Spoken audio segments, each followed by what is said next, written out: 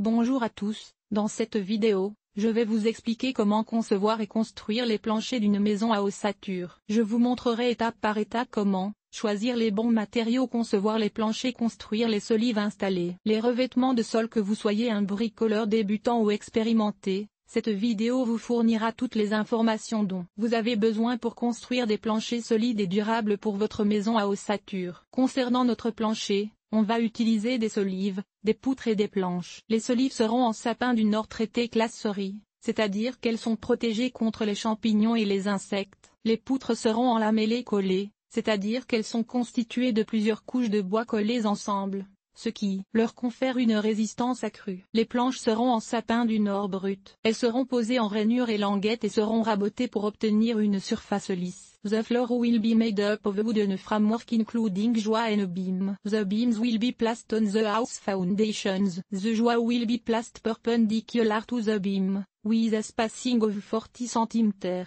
The planks will be placed on the joist, in the lengthwise direction of the room. On commence par poser les poutres sur les fondations de la maison. Les poutres sont fixées aux fondations à l'aide de tire-fond. Ensuite, on pose les solives sur les poutres. Les solives sont fixées aux poutres à l'aide de clous ou de vis. Après cela, on peut poser les planches sur les solives. Les planches sont fixées aux solives à l'aide de clous ou de vis. Avant de commencer, il est important de s'assurer que le soubassement est stable et à niveau. Les lattes, qui seront le support du plancher, peuvent ensuite être installées. Leur espacement dépendra du type de plancher choisi. Une fois les lattes en place, une membrane par vapeur doit être posée pour prévenir l'humidité. Vient ensuite l'isolation, qui assurera le confort thermique de la maison. Elle peut être en laine de verre, de roche ou encore en polystyrène extrudé. Pour obtenir un plancher chauffant, il est possible d'installer un système de chauffage au sol. Celui-ci peut être électrique ou hydraulique. Dans le cas d'un système électrique, des câbles chauffants sont posés sur l'isolant, tandis que dans le cas d'un système hydraulique,